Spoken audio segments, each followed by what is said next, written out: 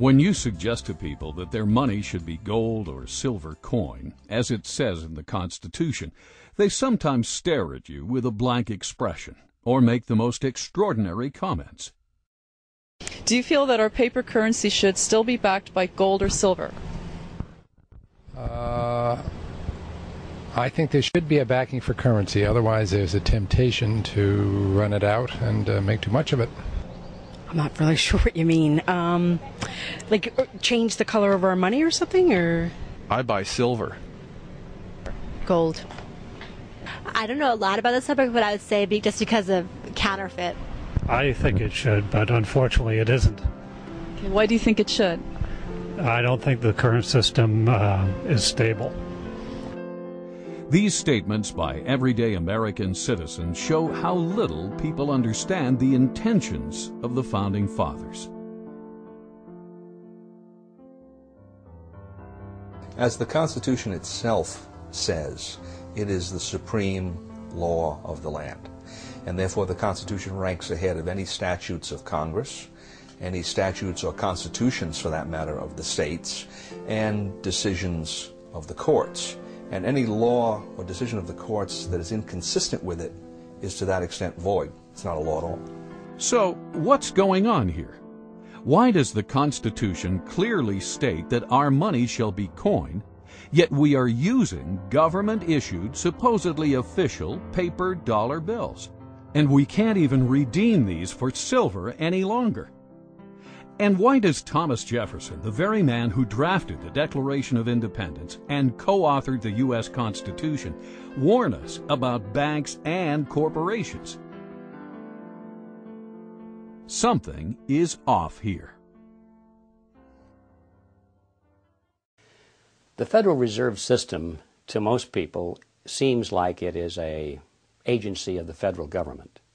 That's what I thought it was when I first started to research this topic. But it turns out that it's nothing of the kind. The Federal Reserve is a hybrid organization. It's a partnership between the federal government and the private banks. When you look at it deeper than that, its essence is neither as a government agency or a private company. In reality, it is a cartel. In other words, it's no different in essence than a banana cartel or a sugar cartel or an oil cartel. It's a grouping of the large private corporations in the field, banking, who have come together to create agreement between themselves to limit competition, to preserve their profits, and to make sure that no newcomers come in and take away their position. That's what cartels are always designed to do. And it's a shocking thing to realize that something as prestigious as the Federal Reserve System, at its core, is nothing more or less than a banking cartel with exactly those same objectives. The motivation for Congress to go into partnership with the elite bankers who formed the Federal Reserve is clear. Endless amounts of money could effectively be printed up and lent to Congress. Thus, individual congressmen would no longer be forced to depend on raising taxes to generate additional revenue, an unpopular action that can cost them re-election. Ironically, if there were no Federal Reserve, there may have been no need for an income tax. The country did fine without it for 137 years. The income tax amendment was introduced the same year the Federal Reserve System was formed, 1913. Coincidence? Prior to the formation of the Federal Reserve System, the country never did better. In fact, that was the problem, at least for the major banks. Capital formation, also known as savings, was happening all over America. Other than panics, many of which were caused by unethical lending practices, America was doing great. So much so, the big New York banks were losing business. But why isn't the mainstream media telling us this story? What would motivate them to refrain from a critical interpretation of banking history and the Federal Reserve System, especially today, when they broadcast critical, even intimate reports on every other aspect of life? I consider the Federal Reserve Act and the creation of the Federal Reserve as being unconstitutional. It gave the government then the power to create legal tender out of thin air, that is, to create paper money. And although they didn't do that overnight, between 1913 and 1971, that is exactly what happened. But the notion of a central bank does not fit into the Constitution. The Congress has the authority to coin money, and only gold and silver should be legal tender. And this is an absolute contradiction of the Constitution to have a Federal Reserve System and a central bank. Not a lot of American people understand it, and I would add that probably not too many people here in the Congress understand it either. I think they see it as a convenience, and I think a lot of other people see it as a convenience because they think they're protected by the type of system that we have. But a fiat monetary system or a paper money system is merely a system where the government has this power and authority to dictate and insist that a piece of paper is legal tender. And even members of the banking committee have come up to me and they said, "You mean our dollar isn't backed by gold anymore?" Not realizing that the Federal Reserve really accommodates big government bureaucrats and politicians. There's another major problem with the system, in that the system is a cartel structure, which means that they've taken all the banks in the country and put them into one economic unit that's essentially regulated from the top by the Board of Governors of the Federal Reserve System. Comes 1932-33, had the crash. The Roosevelt administration came in, and one of the first important pieces of legislation that was passed was the National Industrial Recovery Act of 1933. And the National Industrial Recovery Act of 1933 did for all industries in the economy the same thing that the Federal Reserve System did for the banks in 1913. It created a cartel structure. All the steel producers were in one group, poultry people were in another group, mining people were in another group, and on top of this whole thing was something that looked like the Board of Governors called the National Recovery Administration. The National Industrial Recovery Act was challenged as to its constitutionality, and a case went to the Supreme Court in 1935, the Schechter poultry case. And the Supreme Court unanimously declared it unconstitutional. They said this kind of delegation of power by Congress to private parties is, and this is an exact quote, unknown to our law, unquote. You couldn't find it anywhere by any method of interpretation, simply unknown. Well, the difference between the National Industrial Recovery Act and the Federal Reserve Act is essentially zero. The peculiarity here is that the Federal Reserve Act has never gotten that question to the Supreme Court. Let's take a second look at the words of Thomas Jefferson. A deeper look at exactly who owns and operates the private banks known as the Federal Reserve System, and what their mission statement might be. The banks and corporations that will grow up around them will deprive the people of all their prosperity. Interesting that Jefferson not only mentions the banks that will grow up, but the corporations as well. Bear in mind that each one of the Federal Reserve Banks is basically a private corporation. Neither you and I, the people, nor the federal government, for that matter, own these corporations, these so-called banks. They are owned by other corporations, known as member banks. The Fed was formed not in Washington, D.C., not in the halls of Congress or some meeting room, but it was formed on a private island off the coast of Georgia called Jekyll Island. This island in those days was a club. They called the Jekyll Island Club. And its members were a relatively small group of billionaires from New York, people like J.P. Morgan and William Rockefeller and their business associates. When they went to the island, they all traveled aboard the private railroad car of Senator Nelson Aldrich. This was November of 1910, and he and 6 other men were told they mustn't be seen together, they couldn't dine together on that evening, and they must avoid newspaper reporters at all costs. One of them carried a shotgun. Just in case he had been confronted by a reporter, he was prepared to tell them that he was going on a duck hunting trip. When they got on board this railroad car, they were told not to address each other by last names, first names only. And 2 of them even went further, and they adopted code names. They were concerned that the identities of all of these 7 men might be known to the servants on board the car, and that the servants might talk about it. In that fashion, the word would get out. Even when they got to the island and went to the clubhouse, they had replaced all of the normal servants with new servants who didn't know any of these people. And they created the Federal Reserve under those kinds of conditions of great secrecy. I can assure you that very few wars of history have ever been plotted under conditions of greater secrecy than that. According to accidental releases of Fed stockholder information, as of 11:05 a.m., Tuesday, July 26, 1983, 5 member banks own 53% of the stock in the Federal Reserve Bank of New York, the most major of the 12 Federal Reserve banks around the country. This is a controlling interest in the controlling bank. The major stockholders of this major bank, however, are confidential.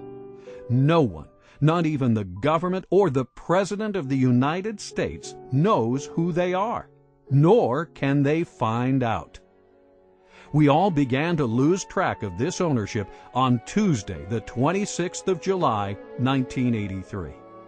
Only a small group of elite insiders knows who these owners or controlling agents are in present time. Does this sound like a Thomas Jefferson operation? Does this so-called Federal Reserve System sound like something Ben Franklin, the man who invented the pot-bellied stove and co-authored the Constitution, would set up? Or does this system sound more like something George Orwell would write about in his nightmare book, 1984? Again, G. Edward Griffin.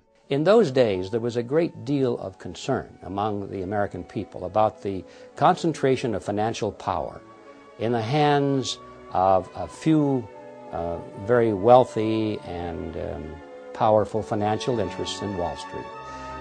They called this the money trust. And the cry in those days was to break the grip of the money trust. And one of the primary purposes of the Federal Reserve Act, as it was promoted to the American people, was just that, to break the grip of the money trust. They were going to write a law that was going to take the power away from these people and put it in the hands of their trustworthy politicians, you see. Put it in the hands of the people through the electoral process. That was the propaganda behind the Federal Reserve System. So what's the purpose of the secrecy? It's because when you look at the list of these people who went, they were the money trust. They were the representatives of the banks, of J.P. Morgan, the Rockefellers. They represented Kuhn-Loeb and Company, Warburgs in Germany and the Netherlands, and the Rothschilds in England. This was the money trust, not only of the United States, but of the world. Had that fact been known, who these people were that were drafting the Federal Reserve System, the trick would have been exposed, and the public never would have adopted the Federal Reserve Act as, in fact, they did. When you think about the significance of the Federal Reserve Act being passed under those conditions, the American people didn't know, but it was banking interests that were behind it. Powerful banking interests, because they wanted their assets protected. They wanted the Federal Reserve to be the lender of last resort. So if they had been loaning out and risking the money, and these loans go bad, instead of having the market take care of this, they wanted bailed out. And this is why it was a tremendous popular thing to do for the banks and, of course, the big business people who were borrowing the money. So it was very, very special interest directed, and it was designed for the elite. And even today, a lot of people don't quite understand that. So it's an educational job as well outside of Washington, but hopefully someday people here in Washington, especially the members of the banking committee, will gain some interest in this subject, because ultimately we will have to address it. Where does Congress get most of its funding? I would like to say from us, but I'm sure they have foreign investors that they also get their money from. Okay. Taxes. People? Government?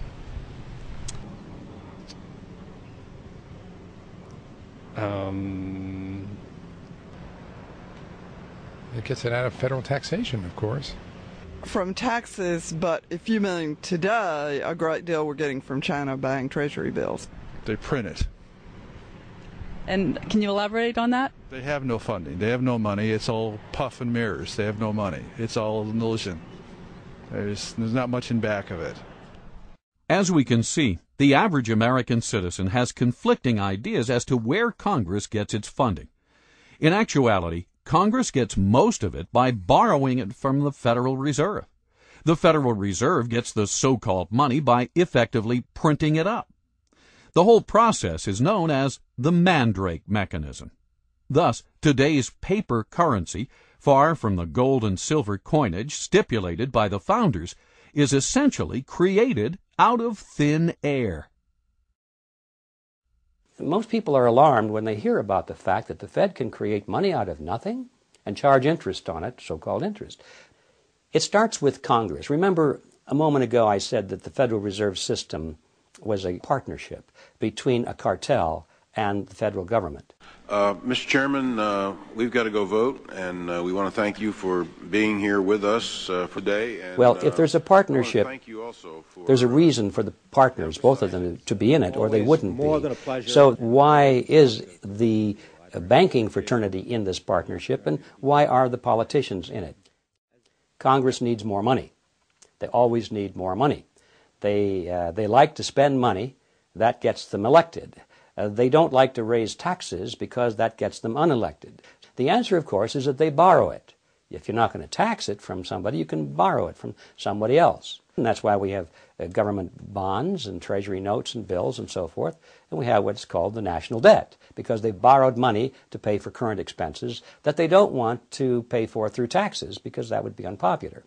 So 30 days after they borrowed $1 billion, or 60 days, whatever the term of the loan is, they have to pay that money back. Well, lo and behold, it turns out that the congressmen and the senators are still not taking in as much money in taxes as they are spending in benefits, so they don't have the money to repay the loan. So what do? Easy. Borrow some more.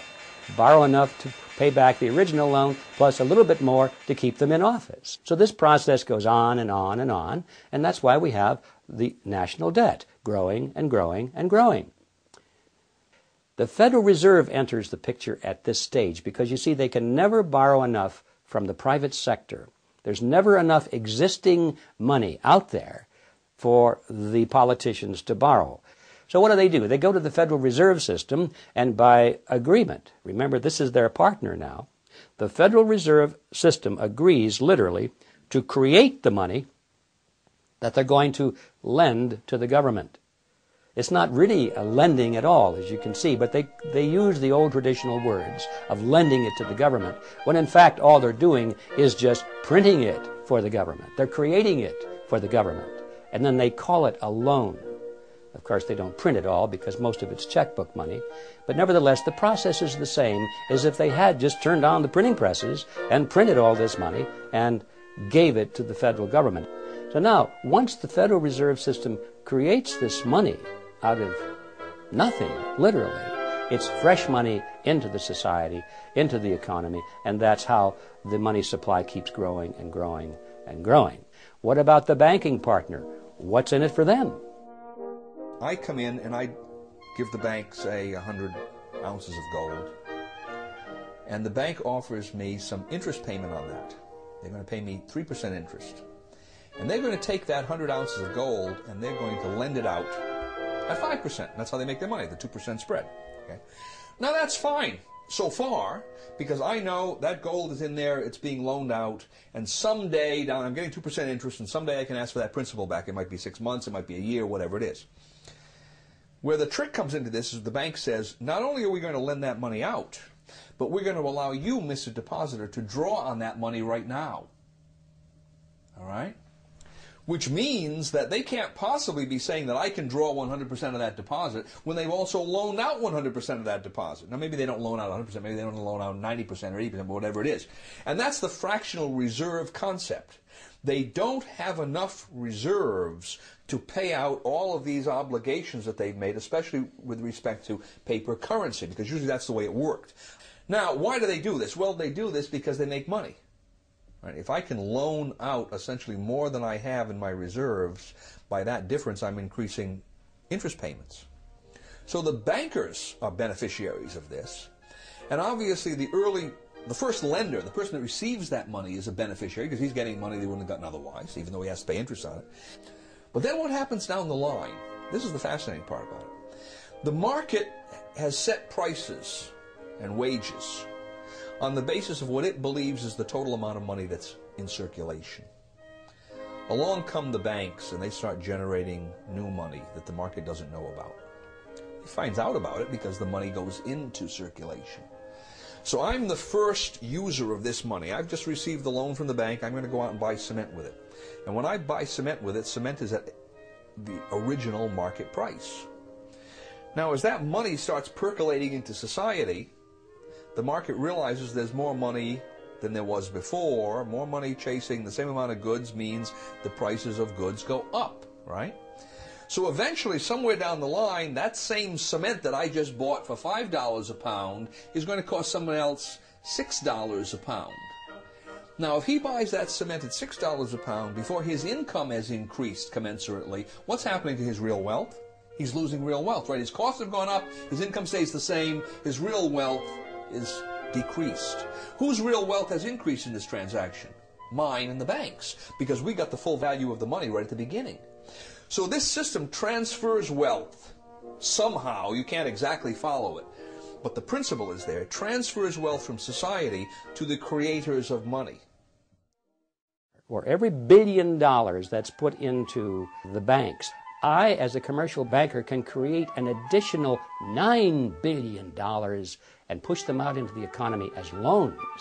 Now that $9 billion based on the $1 billion, which itself was created out of nothing, all of it is just fiat money. It's created out of nothing, but the commercial banks get the bigger end of the deal, as you can see.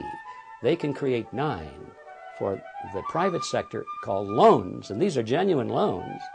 And that is where our money comes from. That is how money is created. Every bit of it is created in this fashion. Every bit of it is based upon debt, and that debt creates money that literally has nothing behind it at all. Now this is how money is created in the Western world. And it's an amazing story. Only a very few people at the top know how money really comes into existence. Best estimates say that a network of about 7,000 people, mostly located in large urban areas worldwide, facilitate the acquisition and control of the voting stock of these banks by proxy.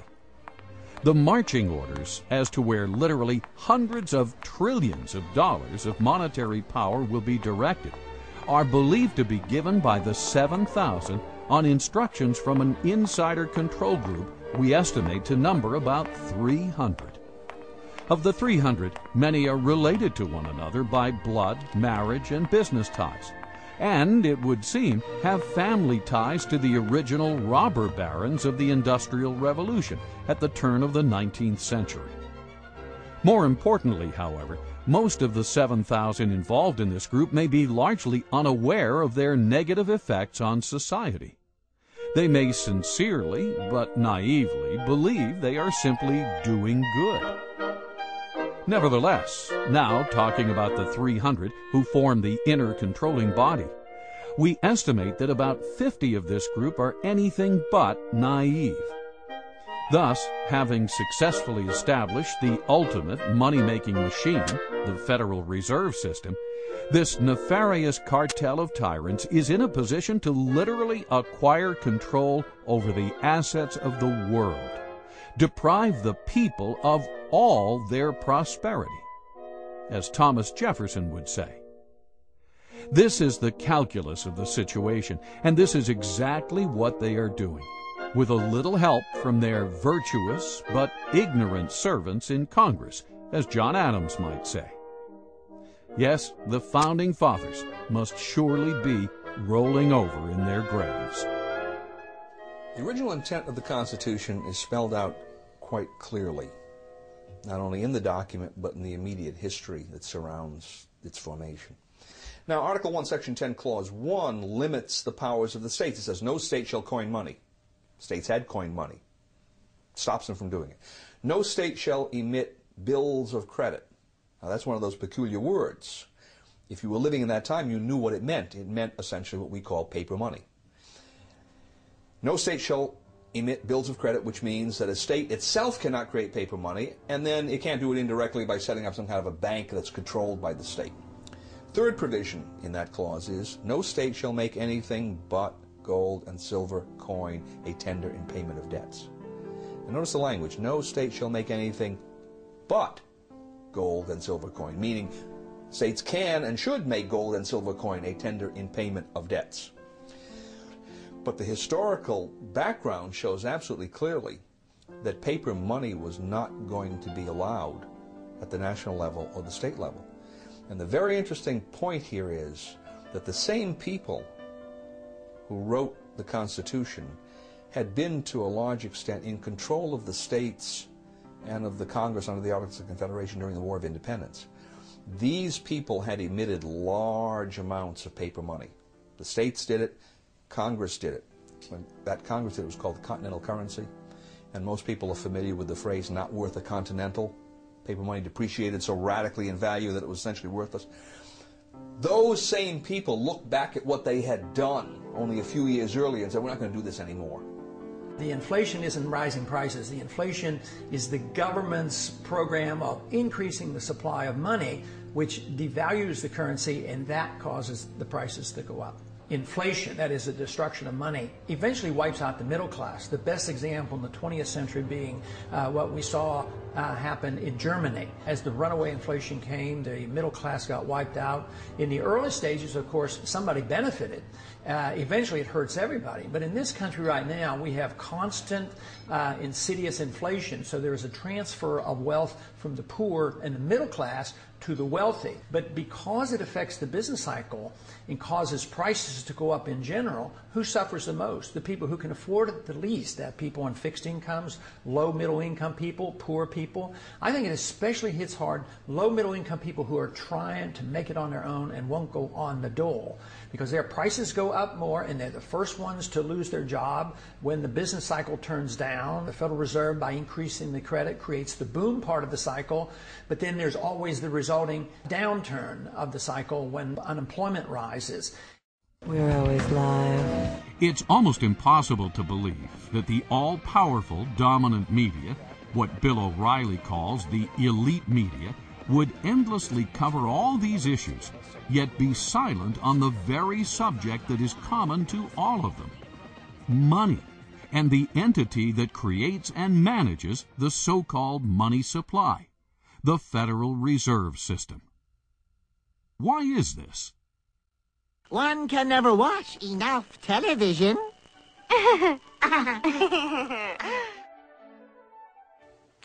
There has been a tremendous concentration of the mass media over the last 50 years, from over 100 companies to 6 companies. Back in the 1934 Communications Act, each media company was only allowed to own a handful of stations, and they weren't allowed to have cross-ownership. They couldn't own all the media in your town. Now they can own more and more because congressmen who've gotten elected as a result of the mass media have given them more and more. That means very few people have the right to speak to us over television, over radio, through the New York Times, the LA Times, the different news media.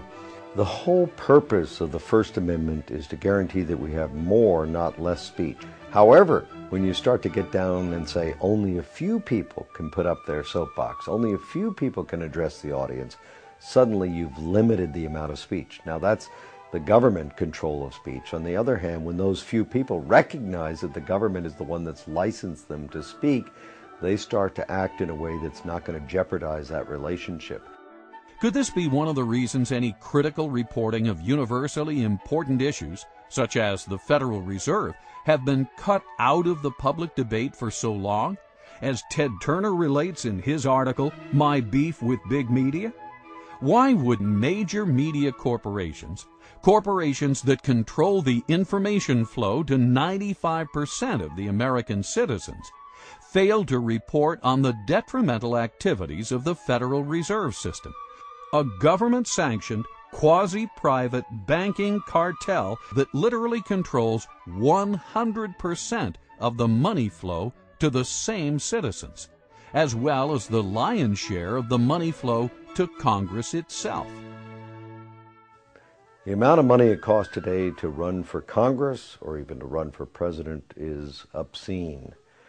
And most of that money goes into television commercials and spots and all of the mass media advertising that needs to be done to reach the 295 million Americans, a vast number of people. And when that person wins, if the media has supported him, naturally he wants to pay them back. He may not think of that consciously, but in appropriating licenses and expanding territories and allowing them to own more than one media outlet, that's exactly what happens. As a result, the number of media companies, as we said before, has concentrated in a few hands. And unfortunately, Congress and the media work together to present an image to the American people that does not always include every aspect of the truth. This reciprocity, this in cahoots process, has obscured many of the more important issues to the American people. And there's no more important issue than the issue of fiat money.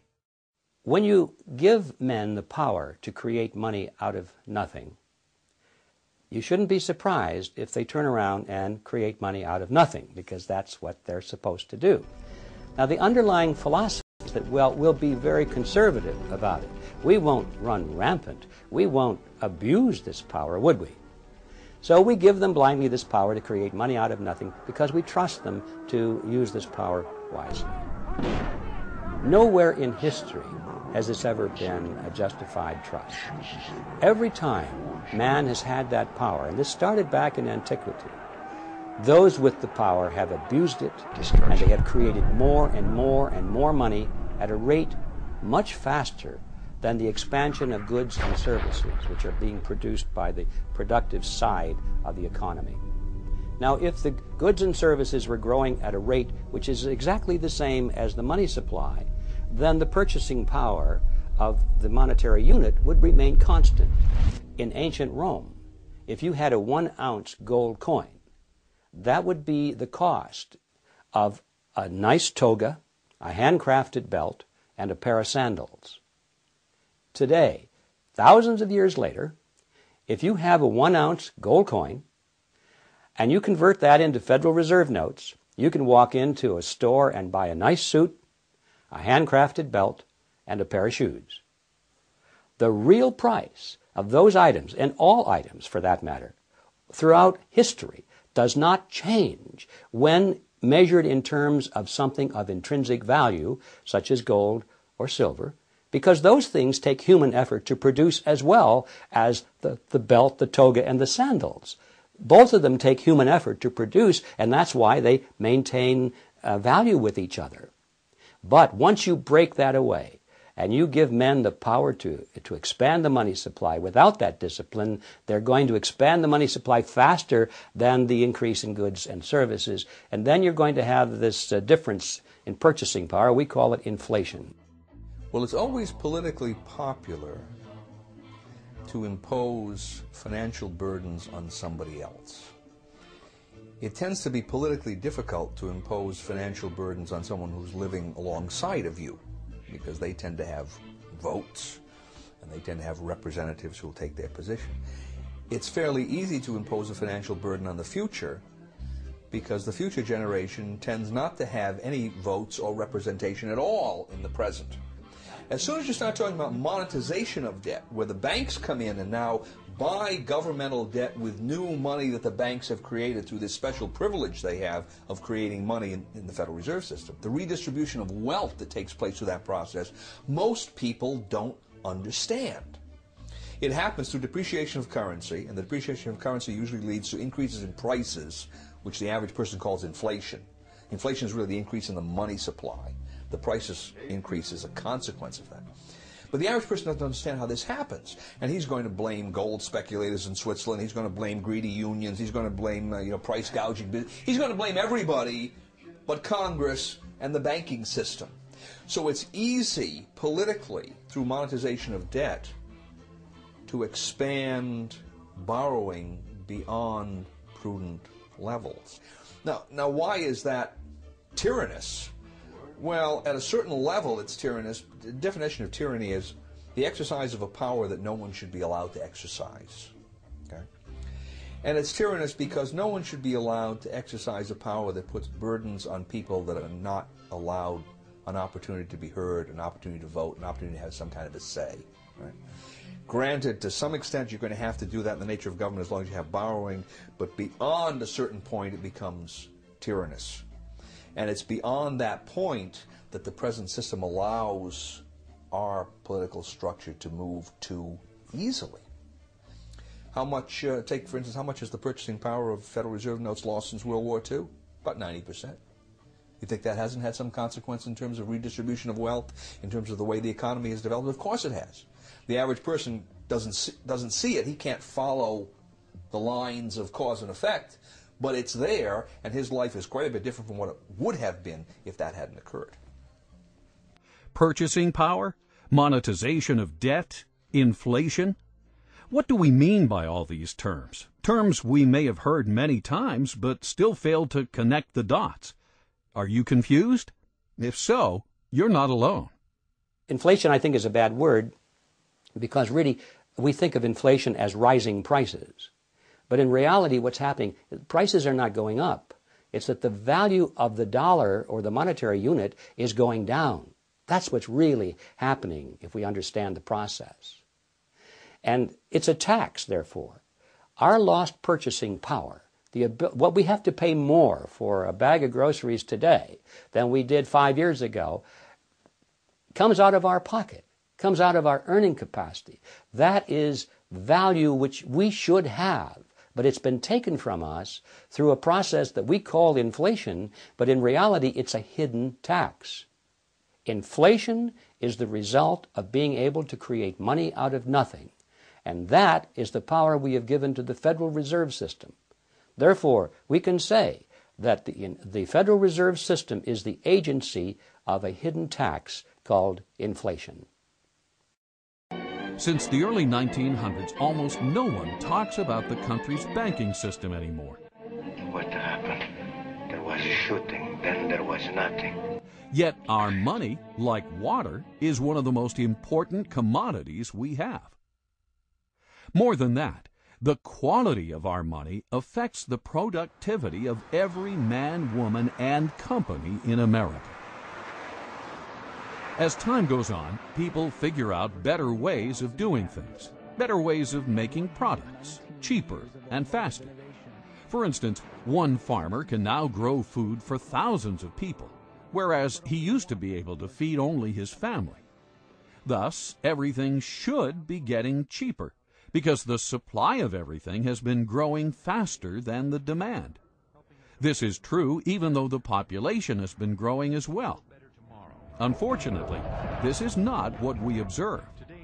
With the exception of a few industries, like the computer industry, and products we import from places like China, it seems that almost everything is getting more expensive, but oftentimes cheaper in quality. How can this be? Over the decades, the productive energy of society seems to be getting siphoned off.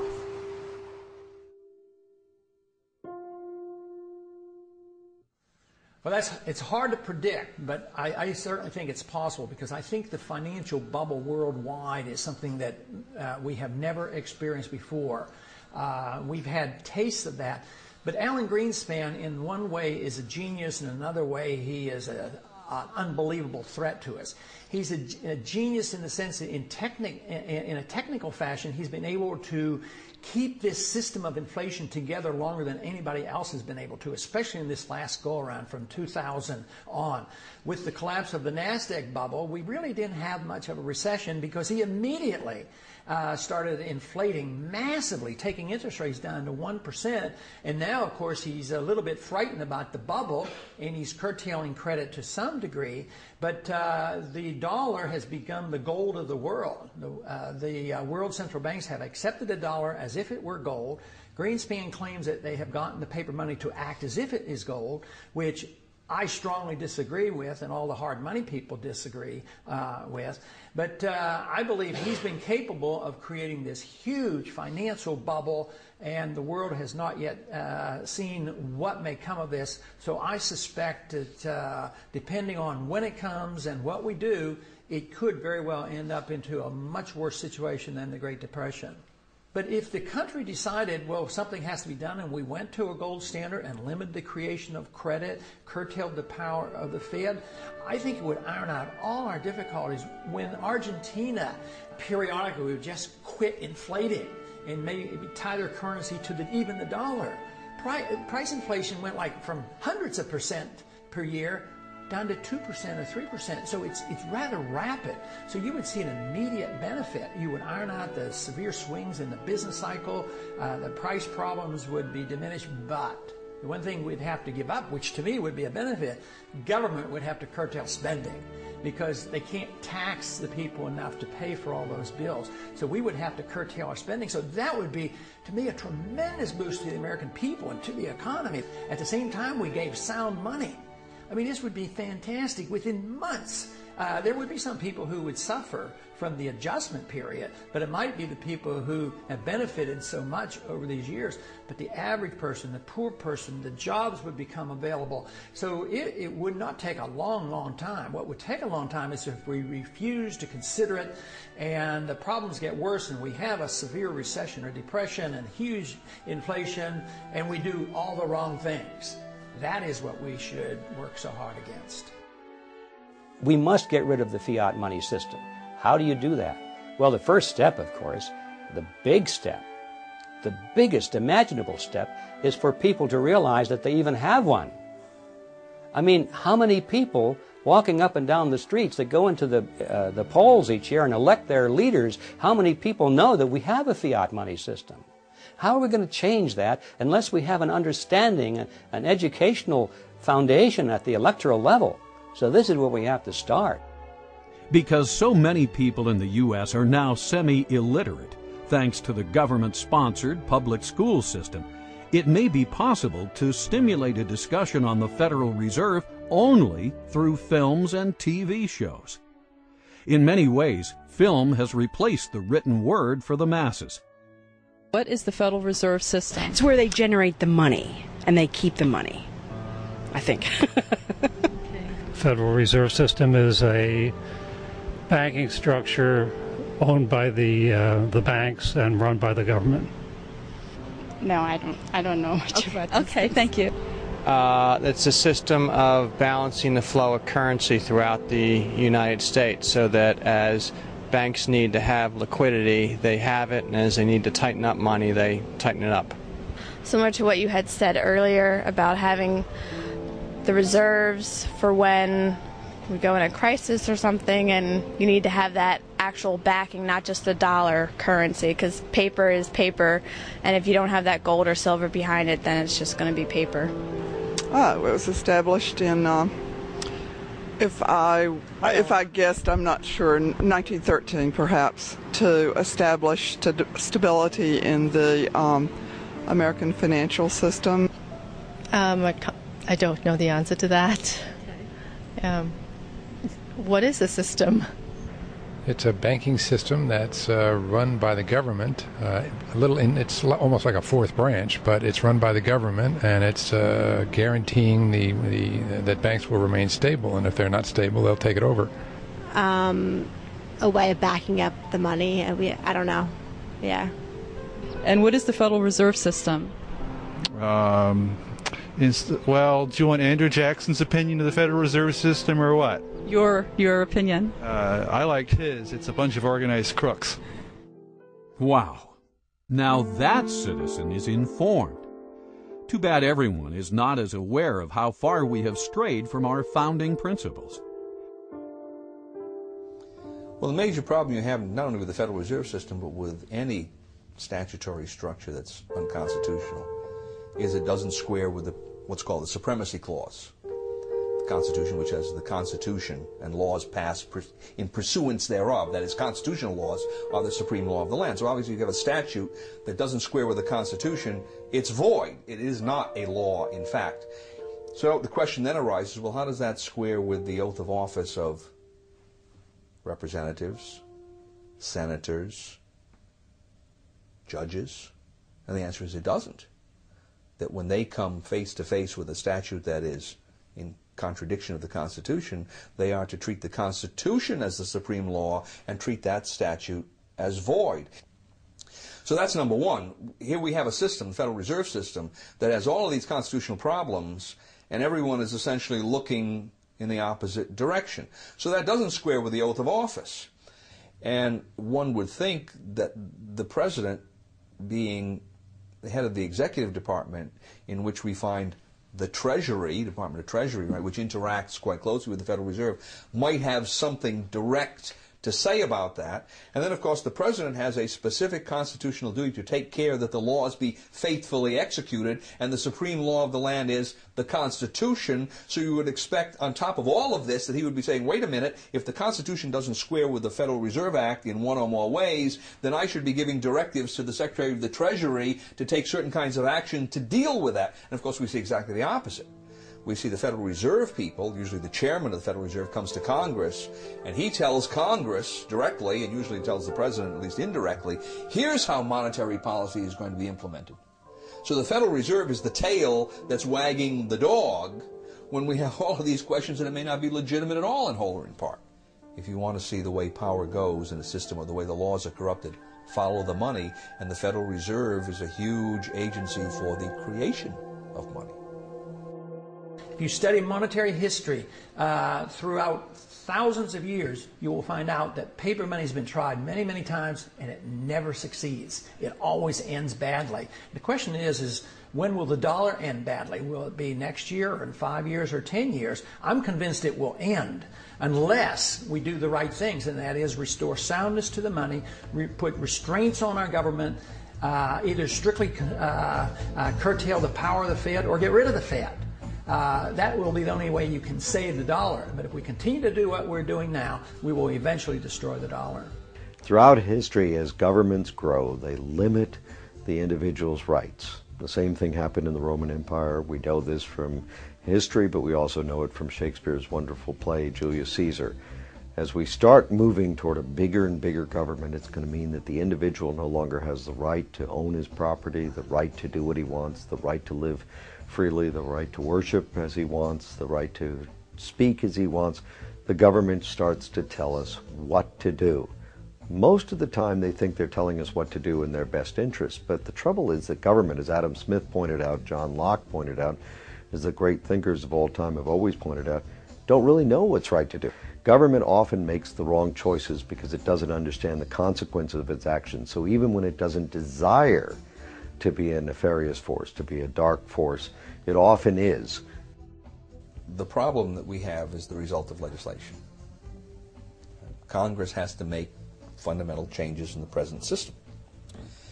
I don't think that it's possible to impose from the top down even the constitutional system, because no one out there now is used to using gold and silver as their money. So what needs to be done is to create a competitive system of currencies. Leave the Federal Reserve System there. Slowly, over 6 months or a year, take away some of its legal privileges. Its legal tender privilege, its privilege as the only medium to pay government taxes, so forth and so on. And over on this side, create a gold and silver system. And then you will have competition between the two, the paper money price structure and the gold and silver price structure. And it will be a competition. What happened is, in this competition, gold and silver would win out, because in competition, the free market usually wins out over governmental intervention and special privileges. And that's the reason we have governmental intervention and special privileges, to keep the free market from winning out. And that's why they go to government, to ask for legal privileges, all right? So that's the first problem. Now, the second problem is I don't see that happening through Congress, because there are just too many loggerheads in Congress to get the thing started. So my suggestion is that it begin in some state, a small state, a state that probably has a certain amount of its taxes that it can hypothecate to gold. And if the system worked and more people were asking, then the state could expand the areas of taxation and bring more people into it. And eventually you would, if it worked, you would see the whole state, the state's monetary system, the government, state government, would be on a gold system. And then I would think as well you'd begin to see that spreading into the economy. Now, if that were to happen, then I think other states would look at this and say, well, that makes sense. Let's begin to move in that direction. You could look at it essentially as a monetary insurance policy. They don't have to go beyond 10%, but 10% gold holding is perfectly prudent. And if something were to happen in the economy, if there were to be a monetary crisis, banking crisis, then the state could rapidly expand the system because people would know how it operates. But the idea is to get the mechanism, as it were, on the table so that people can see how it works, why it works, what its benefits are. They don't have to be afraid of it. And arguments along the lines of there's not enough gold or silver in the world to do this will, that kind of thing will be shown to be fallacious. Concerned citizens should be asking themselves questions like, why do you feel like you're on a treadmill that's constantly running faster? Hey. Why does it now take a 2-income family to make ends meet, thus preempting women from their traditional role of providing stay-at-home childcare? Why do we see a never-ending expansion of government, even though our elected officials endlessly promise to reduce it? Where does the government get the funds to wage perpetual war, yet fails to provide the basic protection citizens needed on September 11th? Why do rich people seem to be getting richer, while you and all your friends seem to be hardly making ends meet? Why does a first-class stamp now cost you nearly 40 cents when it used to cost only 5 cents? Should a 90% loss of purchasing power be tolerated? Where does it end? It's easy to see where we're headed. You don't have to be a rocket scientist. If you follow a graph, and you can see that there are points on this graph and they're going constantly in one direction, and they've been doing this for 50 years, you don't have to be a rocket scientist to see where it's headed. Where this graph is headed is for total destruction of our monetary system. Our money will be totally worthless, and it'll probably be reissued in the form of some international currency, which will be equally worthless. But the value to these people is that once it's on an international basis, there's nowhere else to go. Right now, if you don't like American dollars, you can buy Japanese yen. If you don't like that, you can buy Swiss francs. If you don't like that, you can move to whatever currency seems to be having a little better track record. Once there's an international monetary system in place, modeled completely and exactly after the Federal Reserve System, it's exactly the same, then there's no place else to go, folks. You've had it. So that's where it's headed, and if we don't turn this thing around, I think we're going to be living in kind of a modern serfdom. And we'll be serving masters, and they won't be living in the big castles that we can see at least, and say, well, that's where the master lives up there, and we're tilling his field. Our masters will be the bankers and the politicians, and they'll live in big houses, but they won't be castles. But we'll be serving masters nevertheless, and we'll be thinking they're wonderful people without realizing that they are our masters. If the United States went back to constitutional money, it would be an amazingly wonderful event, because it wouldn't be just going back to constitutional money. In order for that to happen, that means you'd have to assume a groundswell of awakening on the part of the electorate, and they would understand not only what's happening in the monetary system, but what's happening across the board in our political system. I think we would have a great resurgence of prosperity and tranquility. That means that the electorate would have to be questioning a lot of other things in our society as well, and I think we would see an improvement across the board, and I look forward to that day. Americans need to stay on top of one of their most influential institutions, the Federal Reserve System. They need to start asking questions, not only of their representatives, but of no less than the President of the United States, whose sworn duty is to uphold the law of the land, especially the supreme law of the land, the U.S. Constitution.